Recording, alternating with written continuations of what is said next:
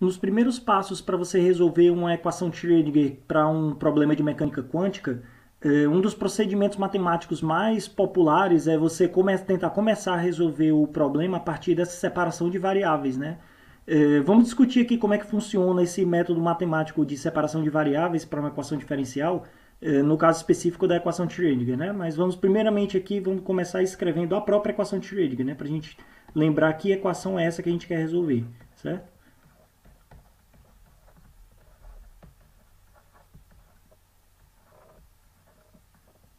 Bom, a equação no espaço das posições, ela vai ser escrita assim, né? H cortado ao quadrado sobre 2m. Eu vou colocar agora um Laplaciano, então eu posso colocar tipo em coordenadas, em três coordenadas de espaço, por exemplo, certo? Então, se você tivesse em coordenadas cartesianas, o Laplaciano seria derivada segunda em x, mais derivada segunda em y, mais derivada segunda em z, né? E aí esse Laplaciano ele vai operar sobre um psi, que depende da posição, né? E do tempo. Aí aqui eu vou ter um potencial que, nesse caso que eu estou estudando aqui, ele vai depender só da posição, certo?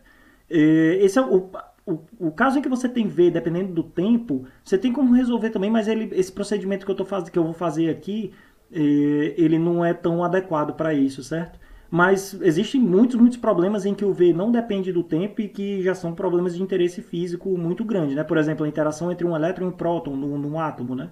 Então o potencial aí não depende do tempo a priori, né? Então você tem aqui agora esse V de R multiplicando o psi de RT. Isso vai ter que me dar um IH cortado DDT de psi. Então vamos começar tentando explicar o que é essa equação do ponto de vista matemático, né? Então essa é uma equação diferencial, então a solução dela não é um número, não é assim nem é um escalar assim que é constante ou alguma coisa assim. Essa equação aqui, a solução dela vai ser uma função, né? É, então essa função aqui, ela vai ter que ser uma função tal que se eu derivar duas vezes na posição e multiplicar pelas constantes, depois eu multiplico isso pelo potencial. Esse procedimento tem que ser equivalente a você derivar ela uma vez no tempo e multiplicar por IH cortado. Então, você visualizar qual é essa função que satisfaz isso tudo não é uma tarefa tão fácil, né?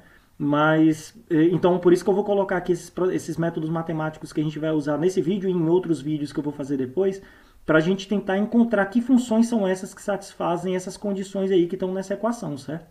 Agora, por que eu tô fazendo isso? Por que seria interessante eu descobrir as soluções da equação de Schrödinger, né? Vamos lembrar aqui que, vamos supor que eu tenho um problema de mecânica clássica, certo? Então, nesse problema de mecânica clássica, eu tenho uma partícula, essa partícula ela está em algum ponto aqui do plano, né? E aí no meu sistema eu vou colocar aqui uma espécie de potencial espalhador, talvez uma espécie de montanha, porque essa partícula vai tentar passar pela montanha aqui, certo? Então essa partícula ela vai tentar fazer uma trajetória aqui, né? Então eu vou dar para ela uma posição inicial e um momento inicial, né? E aí, com isso, essa partícula vai fazer uma trajetória aqui, talvez ela bata nessa montanha aqui e ela se espalhe, né? Então você vai ver uma trajetória desse tipo, e como é que você vê essa trajetória? Resolvendo as equações de mecânica clássica, que são tipo equações de Newton, esse tipo de coisa, né? Se você, ao invés desse problema aqui, se no seu sistema você colocasse um campo magnético, por exemplo, vamos supor que agora eu coloquei também um campo magnético na direção perpendicular aqui. Aí o que é que acontece com a trajetória? Você vai resolver as equações de mecânica clássica, você vai ver a trajetória dessa partícula formar uma espécie de órbita circular, né, por causa da força magnética, etc. E tudo isso você é capaz de ver isso resolvendo equações de mecânica clássica, né? Eu quero ser capaz de ver o análogo disso na mecânica quântica, né? Então agora na mecânica quântica o que é que acontece? Eu tenho também esse mesmo sistema, né? Só que, e aí eu tenho também esse potencial espalhador aqui, né? Vai ser uma espécie de montanha de potencial aqui, certo? E aí agora o problema é que a minha partícula ela não é mais uma partícula na mecânica quântica, ela é uma distribuição de densidades de probabilidades, né? Eu posso colocar isso aqui como uma gaussiana, por exemplo, certo? E aí quem é que vai dar a distribuição disso no plano XY, como eu estou colocando aqui, certo? tem aqui um plano XY assim, que distribuição é essa? É essa distribuição que eu vou descobrir aqui resolvendo a equação de Schrödinger. Mas a inicial aqui, na verdade, você é que tem que dizer, né? Do mesmo jeito que você dizia quem era o X inicial e o P inicial no caso clássico. Nesse meu caso aqui, eu tenho que dizer também quem é o psi de R inicial, ou seja, o psi de R em tempo igual a zero. Eu tenho que ser capaz de dizer isso. Isso é o que a gente vai chamar de estado. É o estado inicial da minha partícula, né? Então, essa partícula ela vai se propagar nesse meu estado inicial. Eu não vou dizer só a posição, eu vou dizer também uma espécie de momentum para ela também, né? Mas nesse caso aqui, como é uma onda, eu tenho que converter o P, ele vai ser agora como um H cortado K, porque P é coisa de partícula, né? Momentum é coisa de partícula. Vetor de onda é que é coisa de onda, né? Então, nesse contexto aqui, eu dei um momentum aqui para ele. E aí, com o passar do tempo, eu tenho que ver essa onda aqui, tipo, se propagando aqui, né? Aí ela vai bater no potencial, vai se refletir. Na hora de refletir, talvez ela mude o formato, ela não fique mais uma onda tão perfeitinha, gaussiana, como eu tinha aqui, né? E se eu colocar o campo magnético, como é que ela vai ser? Talvez ela se deforme, e aí o centro dela é que vai formando essa órbita ciclotrônica, né? E assim por diante. Eu tenho que ser capaz de ver isso, mas como é que eu vou fazer isso? Eu só vou conseguir enxergar isso se eu descobrir como é que é essa trajetória, ela vai ser dada por um psi de R como função do tempo, né? Ela é uma distribuição de probabilidades ao longo no espaço que vai se deformando ao longo do tempo. Então ela é uma função do espaço e do tempo. Eu tenho que ser capaz de descobrir isso. Como é que eu vou descobrir isso aqui? Resolvendo a equação de Schrödinger para esse sistema, né? Então vamos lá. A gente teve aqui uma definição que eu dei aqui, que é a definição de estado. Estado é uma coisa que tem a ver com a própria partícula que você está estudando, certo? Então estado é o estado da partícula. Agora, o sistema, quando a gente estiver falando de sistema, a gente vai estar falando de quais as condições em que essa partícula está submetida. Ela tem um potencial, né? Tem um potencial que é do sistema, tem tem uma massa que essa partícula tem nesse sistema, né? Que mais? A massa ela vai ser uma medida da inércia do sistema, certo? Então, tipo, essa massa aqui eu estou colocando como uma coisa do sistema. Você pode pensar que isso é uma coisa da partícula, mas não, a massa não é um estado da partícula. Ela é uma medida da inércia da partícula naquele sistema, certo? Então, o que mais que você vai ter aqui como uma coisa de sistema? Você teria talvez campos. Isso é uma coisa que já está lá, você tendo partícula ou não, né? Você pode ter um campo ou não, né? Então essas coisas todas elas não vão estar dentro da função de onda do sistema, elas vão estar dentro do hamiltoniano do sistema, né? O hamiltoniano na mecânica quântica é aquilo que a gente diz que é o H cortado sobre 2m laplaciano mais V de R, certo? Então, se você tiver um campo magnético, ele vai entrar nessa parte aqui da energia cinética, né? Se você tiver um potencial eletrostático, ele vai entrar na parte da energia potencial e assim por diante. Mas isso aqui é uma coisa que define o sistema que você está estudando. Enquanto que aqui do outro lado que a gente tem são coisas que definem o estado da partícula que você tem. E quais são as coisas que definem o estado? É o psi, né? A função de onda, etc. Isso é coisa de estado de partícula. Agora, potenciais, campos, etc., isso é coisa de sistema, que isso é escrito dentro da equação como o hamiltoniano do sistema, tá certo? Eu estou falando isso tudo aqui só para a gente ter definições mais claras das coisas que a gente vai buscar, certo? Mas, de qualquer forma, se eu for capaz de descobrir para esse dado sistema como é que o psi de RT se comporta, como é que eu vou fazer isso? Resolvendo a equação de Schrödinger, né? Eu vou ser capaz de saber como é que essa onda se propaga no tempo, como é que ela muda com o tempo, etc. Certo? Então é isso que eu estou buscando nesse vídeo aqui.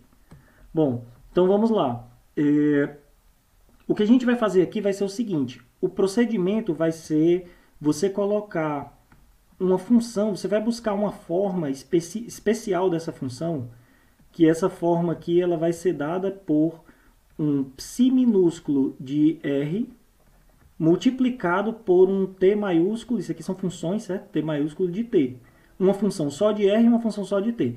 Eu não tenho como garantir que isso aqui é a única solução que existe, que ela tem que ser desse jeito e tal, mas eu posso tentar uma solução desse tipo, né? Será que é possível, se eu tiver uma solução desse tipo aqui, me ajuda em alguma coisa? Então, para ver isso, vamos substituir lá na equação de Schrödinger, né? Inclusive, para o procedimento de separação de variáveis sempre começa assim, porque em outros problemas talvez vocês precisem usar isso, certo? Começa com escolha uma função que é dada pela multiplicação separadamente de uma função só de uma coordenada com uma função da outra coordenada. Segundo passo, substitua isso na sua equação diferencial, certo?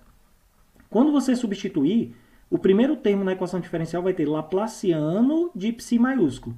Laplaciano ele só vai poder operar em cima desse daqui, porque só esse depende da posição, né? Então vai sobrar um t maiúsculo aqui, que vai sair do Laplaciano, porque ele não tem essa coordenada nele. E aqui vai sobrar um psi aqui, né? Mais v, aqui eu tenho t psi. E aqui do lado direito da equação eu tenho IH cortado, d dt. Aí d dt ele só faz sentido derivar a função t maiúsculo, porque a função psi não tem o t na definição dela, não tem o t como uma das coordenadas dela. Então, nesse caso aqui, só do lado direito, só o t vai ficar dentro da derivada. Esse é o segundo passo. O terceiro passo sempre é dividir todo mundo pela multiplicação das duas funções. Vocês vão ver por que isso é legal, por que isso aqui é importante.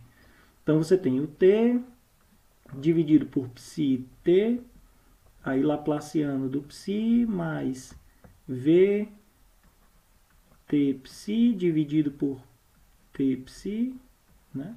Isso aqui vai ser igual a IH cortado, e aqui um psi sobre t psi, e a derivada agora é uma derivada ordinária mesmo, não precisa ser uma derivada parcial mais, porque essa função só depende de t, né? Pronto. Aí agora o que é que vai acontecer? Nesse daqui eu posso cancelar, nesse primeiro termo eu posso cancelar os t's. No segundo termo, eu vou cancelar só o t também, só para a gente fazer uma coisa aqui mais interessante. Já já vocês vão ver por que isso é relevante. Nesse aqui eu posso cancelar só o psi, né? Pronto, aí agora o que é que aconteceu? Essa equação aqui eu já posso até reescrever ela assim, ó, 1 sobre psi menos h cortado ao quadrado sobre 2m Laplaciano do psi mais v vezes o psi. Eu botei o 1 sobre psi em evidência, certo? Então esse 1 sobre psi que estava aqui eu também coloquei em evidência lá na frente.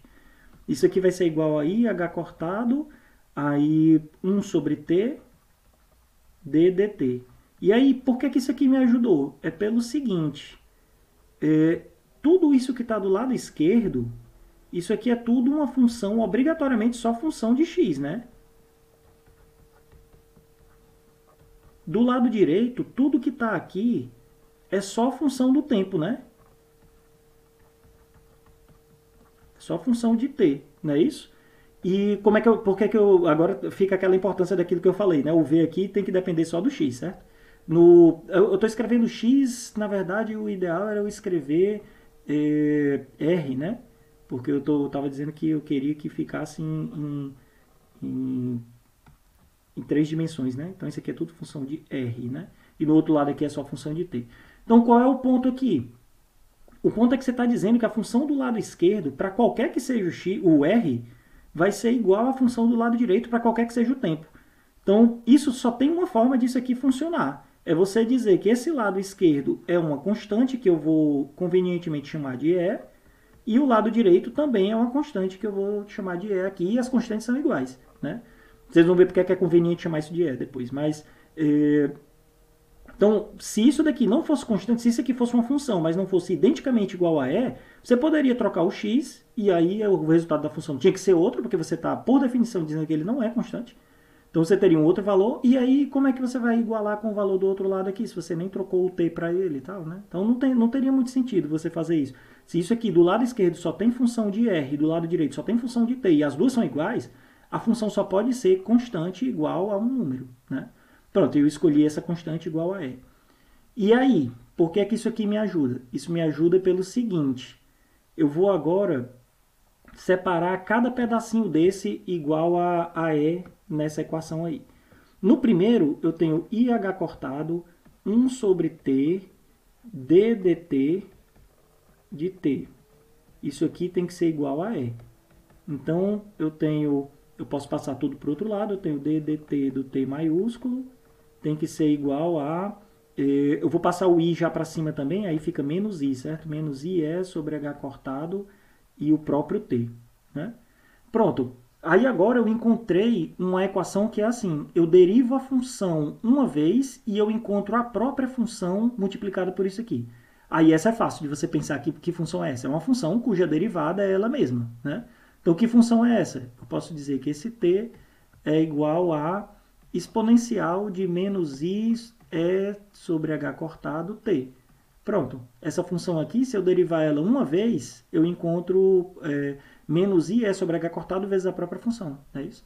Então, aqui está resolvido. A parte espacial, a parte temporal, para qualquer que seja o número e que eu escolher aqui, isso aqui está satisfeito. Então, tá legal já, né? Agora, para a parte do espaço, eu tenho menos h cortado ao quadrado sobre 2m laplaciano de psi mais v psi é igual a e. E lembra que lá na frente eu tinha 1 sobre psi, eu vou passar esse 1 sobre psi para o outro lado aqui multiplicando. Pronto, essa é a equação que eu tenho que resolver agora. Inclusive, essa equação ela tem um nome muito conhecido, que ela é a equação de Schrödinger. Equação de Schrödinger independente do tempo.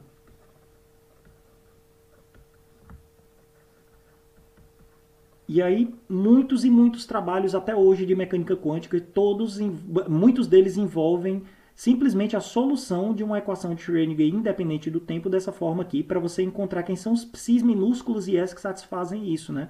Porque note que não é qualquer número que você coloque aqui e não é qualquer psi que satisfazem essa equação inteira, né? Mas vai existir um conjunto de psis e s que você coloca aí que satisfaz. Por exemplo, tem a primeira função de psi que eu escolher com certo e aqui, eu substituo aqui e isso aqui vai dar certo e ele satisfaz a equação. Mas pode existir uma outra equação, uma outra função psi2 com um outro E2 que também satisfaz isso aqui. Então isso aqui vai me dar um outro par, né? Um outro par poderia ser um psi3, que eu tenho aqui uma função que eu coloco aqui e tem uma certa energia E3 que satisfaz também. E assim por diante. Com isso eu vou criando várias possibilidades de E e psi para essa partícula que está no sistema. Dependendo do V aqui, os psis vão ser diferentes, os S vão ser diferentes e assim por diante, né? E aí o que é que isso aqui está me dando? Isso aqui está me dando os estados que essa partícula pode ter. Agora, esses são estados bem específicos, eles são estados especiais, são estados cuja função de onda obedece à equação de Schrödinger de uma forma muito especial, que é a forma em que psi de R multiplica T de T. Não é sempre que isso vai estar assim, certo? Então, se você quer um estado específico, um estado em que psi de R multiplique T de T, então esse estado aí ele vai ter que ser dado pela solução da equação de Schrödinger independente do tempo, e esses estados, inclusive, eles são o que se chama de autoestados. Isso aqui é porque a gente pega emprestado a definição que a gente tem em álgebra linear de autovalores e autovetores, né? Eu posso escrever o lado esquerdo dessa equação como o hamiltoniano do sistema multiplicando psi é igual a E vezes psi, né? Aí isso aqui vai parecer uma equação de alto valor, né?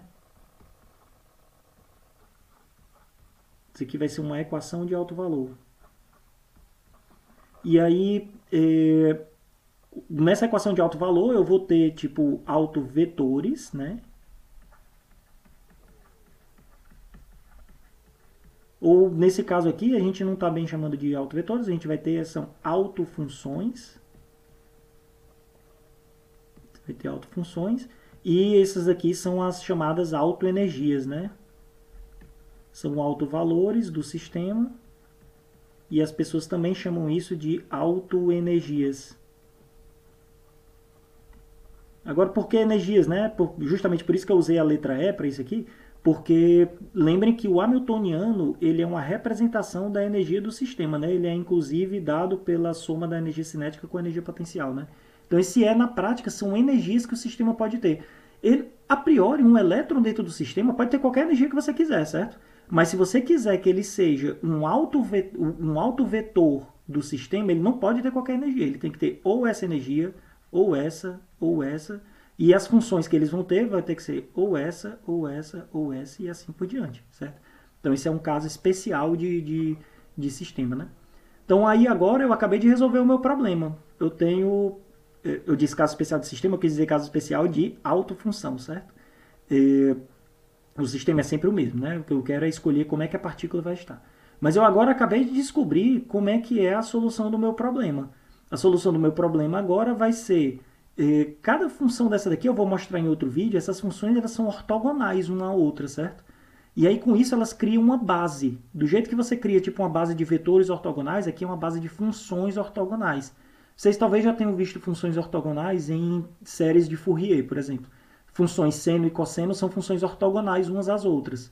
E aí, dependendo do argumento delas, né? E aí você consegue construir uma base e consegue construir qualquer função em termos de senos e cossenos. Isso é que é a definição de série de Fourier, né? Nesse caso aqui, a série que você tem é tipo uma série, como se fosse uma série de Fourier, mas uma série de autoestados. Você vai ter então um somatório em N, aí eu tenho um termo aqui, AN, a enésima função que satisfaz o meu problema de equação de Schrödinger independente do tempo, e essa é a parte espacial para isso. E a parte temporal vai ser E elevado a menos I sobre H cortado. Lembrem que o E não pode ser qualquer E, porque aqui em cima eu tinha qualquer E, né? Lá quando eu defini o T. Mas agora eu acabei de mostrar que não pode ser qualquer E, ele precisa ser o EN de T. Para cada N que você escolher, você vai ter uma autofunção, um autovalor, e eles vão ser somados dessa forma aqui. Né? Pronto, então tá aqui, essa é uma solução do problema. Né? Como é que eu vou estudar agora mesmo na prática o meu sistema? Para estudar um sistema na prática mesmo, lembrem que você tem que primeiro dar uma condição inicial para o sistema. Qual é a condição inicial do sistema? Você tem lá uma função R, que é uma distribuição qualquer que você tem lá para a sua partícula no começo. Essa função aí, lembre que quando t for igual a zero, ele vai cancelar todas essas exponenciais aí. E aí o que você tem é um somatório em n de an psi n. Né? Então, como é que eu vou descobrir agora quem são os ANs? Esses ANs aqui, eles são fixos, né? Tá vendo que eles são fixos nessa base. Então, como é que eu vou descobrir? Eu vou usar as mesmas coisas que você usa, por exemplo, em séries de Fourier, para descobrir quem são os coeficientes da série de Fourier. Só que agora, ao invés de ter uma série de Fourier, eu tenho uma série de autoestados. Mas elas são funções ortogonais também, assim como são senos e cossenos. Inclusive, para o caso específico em que você tem um potencial de confinamento em uma dimensão, aí a sua partícula tem que ter uma função de onda aqui dentro, certo? E aí você pega esse potencial e leva ele para infinito. Nesse caso, o psi que aparece aqui é simplesmente uma série de Fourier. Eles vai ser exatamente funções seno que são ortogonais uma à outra, certo? Mas esse é um caso específico, certo? Então não vou analisar ele aqui, mas vou analisar isso em outro vídeo. Mas só para você saber que essa base não é uma coisa tão anormal assim, porque afinal você já fez isso até em séries de Fourier. Inclusive a série de Fourier é uma das soluções de equação de Schrödinger para um caso específico aqui, certo? Bom, então é isso. Deixa eu só discutir antes da gente terminar. Deixa eu só discutir o que é que tem de interessante, de especial, se a sua função for simplesmente... Então vamos botar aqui um e se a sua função que você escolheu aqui, psi de R e 0, se ela for simplesmente um autoestado só, A1, psi 1, vamos supor que você colocou uma coisa assim, é elevado a menos i E1 sobre H cortado, quando t for igual a zero, eu estou botando isso aqui para ser igual a zero, né? Então esse termo aqui vai acabar se cancelando, a minha solução é só essa, A1, psi 1. Botei um elétron, ele está lá no sistema, eu posso botar do jeito que eu quiser, aí eu pego e coloco ele especificamente numa solução, numa função de onda que é um dos autoestados do sistema. E daí, o que é que acontece de especial se eu fizer isso? O que acontece é que agora, quando você for fazer o seu psi de R e T, aí você não vai mais poder tirar essa sua função do tempo aí, né? Psi 1 de R, que agora é elevado a menos I é T sobre H cortado, e esse E aqui ele não é qualquer L, tem que ser o E1. Mas quando você fizer o módulo quadrado da função de onda, que é o que realmente importa no seu sistema, porque isso é que de fato dá a densidade de probabilidade, a densidade de probabilidade, você vai ter o A1 quadrado e um módulo quadrado de psi de R, né? E o seu psi de R é o psi 1, né? Isso aqui também é módulo quadrado de A1, né? Porque esse A1 pode ter um número complexo nele. Bom, e daí? O que é que teve de legal nessa coisa aqui? O que teve de legal é que agora essa sua função de onda não varia mais com o tempo. Então o que é que tem de importante nos autoestados? É que se você colocar uma partícula num autoestado do sistema, nunca mais ela se mexe naquele sistema. Ela fica naquele autoestado para sempre, a priori, a não ser que você coloque um potencial externo que vai depender do tempo, alguma coisa assim. Mas se ficar tudo do jeito que está, se você botar uma partícula num autoestado, ela fica parada naquele autoestado para sempre. O que não é verdade se você colocar uma partícula numa coisa que não é um autoestado, porque se você for olhar módulo quadrado de um psi de RT e eu tiver um somatório desses, as exponenciais não vão se cancelar, elas vão acabar multiplicando uma a outra e não vão se cancelar, né? Então esse é um caso especial de soluções da equação de Schrödinger. Esses autoestados são soluções especiais para o sistema, certo? Elas não são soluções quaisquer. Mas elas nos ajudam, quando você faz um somatório dessas soluções, elas nos ajudam a ver como é que a função se propaga no tempo. Se você tiver todas as autofunções e todas as autoenergias, ou pelo menos uma quantidade razoável delas, você pode somar as funções para encontrar a sua condição inicial, sua função de onda inicial, e a partir daí, como é que ela se propaga no tempo? É só pegar cada autofunção dessa, multiplicar por E elevado a menos I, é T sobre H cortado, e somar tudo e ver como é que isso aí vai se evoluindo no tempo, né? Então é isso.